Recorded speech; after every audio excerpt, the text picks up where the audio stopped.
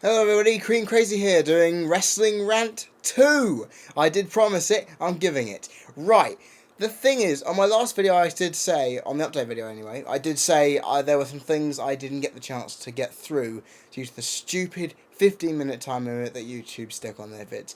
Well, I've got 3 points here to rant to you this evening, and I'm pretty angry about a few of them. Or only, in fact, 2 of them. The one point is actually a matter of opinion. The thing is, when I was on Raw this week, pretty shocked to find CM Punk on commentary. The thing is, I'm happy to see CM Punk still active. He shut Michael Cole up, which was very funny. Very funny indeed. Because Michael Cole's been on this heel tirade recently that's been really irking me. I don't like Michael Cole's new heel attitude, the way he bashes everybody, makes himself look superior. I liked it when he was just being the hyperactive, mellowed out guy who kept telling people to do things. Like when JBL was commentating with him, when Taz commentated with him, he was always overreacting when they were going out of order. That meant he was the colour commentator and the other guy was the play-by-play. You could tell the difference. Colour commentator is a person like Taz, JBL, who does all the funny things, ends up getting around the heels because they can play the heel. Play-by-play keeps in touch with the matches. Nowadays, you don't even see that much. I mean, Michael Cole he kind of goes between the roles of a colour commentator and a play-by-play. And I sometimes cannot tell the difference which side he's on. He can turn from a guy who's a heel, hating on guys like Daniel Bryan and Caval, and then suddenly go, oh my god, it's Cena, please save him. Thing is, I don't know where to draw the line. So that's when CM Punk came out. Not only because I'm a CM Punk fan and I'm a straight edge myself, I was excited thinking, he's injured, but he's still keeping on the product. And we all know from what we saw on NXT, he is a damn good commentator. And one thing I will wish from Punk, if he's saying as a commentator for the near future, brighten it up a bit. Don't try and make it seem like there's more in the commentary booth than there needs to be. Make yourself more excited about the product. Talk about it. Get yourself hyped up about it, Punk. Because if you're on Raw, tonight, on Monday, then I will be happy to listen and see if you are more excited. I'm sure it would have been at the last minute, but your commentary style is a bit dull at the minute. You want this to be good? Because I know at the minute people are saying CM Punk has a future as a commentator.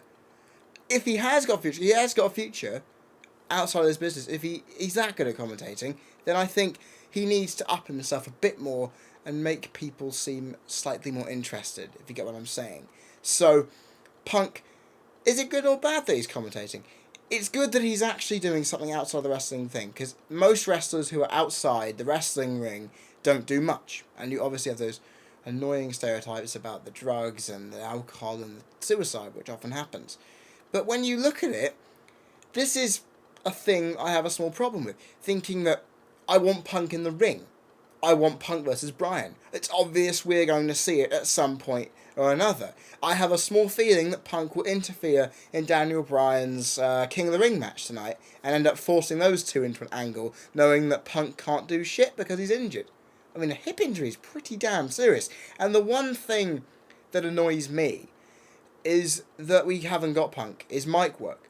They broke up the Straight Edge Society way too quickly. I mean, when he got traded to Raw, I thought he could have brung the Straight Edge Society with him and obviously start it up again on Raw. Because that's a whole new kettle of fish, doing the Straight Edge Society on one thing. I mean, they never actually brought it to an end. Serena got released, Gallows was thoroughly beaten by Punk, I believe, and he got released recently. So, I think I like the heel Punk, the way he managed to get under everybody's skin. I'm straight edge, and even got under my skin a small bit. Well, I obviously was just chanting away and saying, yes, Punk is awesome. Mostly because everybody went ballistic whenever he talked. And on commentary, he's in the middle of the road, where you've got Cole as a tweener, King as an outright face commentator. Where does Punk fit in? Beats me. I have no idea. I have absolutely no idea. So as soon as you're able to prove yourself as a commentator, you will gain my respect as a commentator. As a wrestler, I have no obvious problems. I have no problems with your mic work. I have no problems with you as a wrestler. And as a person, you are fucking awesome. The only problem I have is if you want to convince me as a commentator you've got the heart and the soul to do it after you retire. If you plan on going down that route, show me the heart, show me the passion, show me the stuff that JR did. Because Michael Cole is apparently the new voice, he ain't doing it for me. So will you please do that? Because it's something which will make it a little more exciting, because the commentary's been so dull.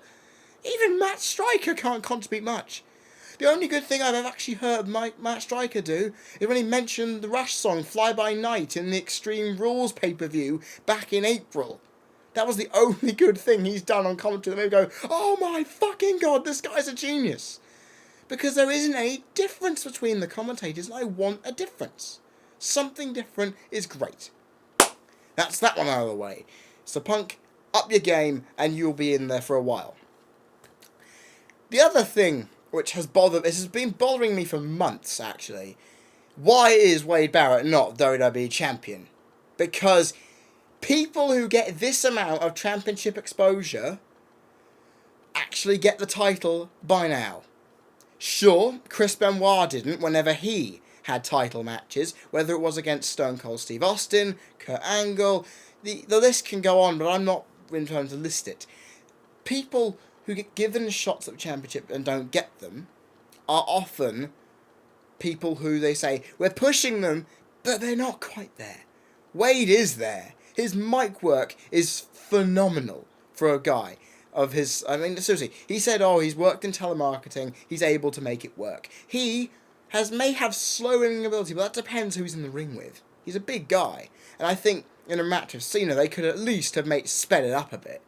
They could. I mean, Sheamus had a broken neck in the Independents before he came to WWE. That didn't stop them. But he still does slow match work and doesn't make it go fast and flowing. That's one of the things, though. Wade Barrett is the best British wrestler we've had come in, I would say, since Regal. I would have to say since Regal, because there's no other British wrestler who's made an impact since Regal. And Regal could have been champion if he had not had that suspension. Quite simple. He would never have been... He would have already been there by now. And I don't know. Wade has just had this unbelievable push. He's the leader of the most formidable stable since Evolution. And he just hasn't... I don't know why WWE aren't doing it. Okay, making Cena out to be all-powerful. Keeping Randy Orton as champion so The Miz can become champion. Right? I have a small feeling Miz, Orton, Cena, Barrett are all going to feud at some point leading into WrestleMania and so on, because they look likely to be the ones who are going to be champion at the end of it. Why the hell shouldn't anyone give Wade Barrett a chance? They gave Sheamus a chance on his first attempt and he ran with the ball. And Wade's had 4 attempts now at the championship? I mean, come on, WWE. I'm waiting for a British champion here. Why the blue hell are you not giving me what I want? We've had an Irish champion. I don't care. I was happy when that happened. That's all in the past. I want a British WWE champion. You dropped the ball with Bulldog in 95. You dropped the ball with Regal. I think around between 2005 and 2008, you dropped the ball with him. Give a British wrestler the title, and maybe this country will finally see interest for the media to pick it up for something good. Because since all these things have been going on with the murder-suicide and things like that, they're not interested. We want to get... If you want to get the British market interested, then by WrestleMania, then by April, when I'm coming to London to see it, I want to see a British World Champion. I want to be happy in knowing it's happened. So WWE, yeah, I voiced my opinion. Wade, if you're not WWE Champion... Okay, I'll give a better idea. If this video gets 100 views by the time that Wade is champion, I'll be happy. Simple as that. I don't need to be convinced anymore. WWE, if you're going to give the championship to someone young and deserving, give it to Wade. Right, and this has been bothering a lot of people for many years, that WWE's pricing for pay-per-views is too much. Now, as a British person, only having to pay $14.95 for 8 pay-per-views a year isn't bad. £14.95. Not 41495 and thousands. The Americans, however, have to pay $50 max. $60 or so, or even more for WrestleMania. Now, that's bad for business, Vince. This is a recession we're talking about. This is a recession. A full-blown financial crater, if you will. Right? You're looking at parents of PG-rated programming people who want their children to watch this. When I went to the last WWE show, there were hundreds of children around me. And their mums and their dads in America are having to shell out 50 quid for a pay-per-view. Now, I know why your business has been doing shit. Because your pay-per-view numbers are doing rubbish, because the pay-per-view prices are too high. $20 to $30, however, seems more reasonable. But seeing as you're in a market with parents who are happy with it, you feel the need to strap them out of every bit of money they have. The kids are already paying for merchandise. They're already paying for pay-per-view, for tickets to go to the arenas. They're paying for the toys, the video games. They're paying for the lot. Hell, in my time, I've managed to pay a lot myself for it. The one thing that you can possibly do is the American fan base is your big fan base. Right?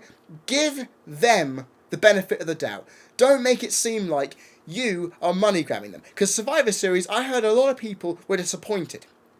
Cena didn't turn heel. Miz didn't leave with the title. And most of the matches out after the Team Survivor Series match was dull. Okay? You haven't been giving the cards for people to give a shit about these pay-per-views. You haven't even justified the American viewers' money's worth. So I want to know, Vince, if you want people to keep watching you, to buy your pay-per-views, if you want people to watch your shows, make it reasonable.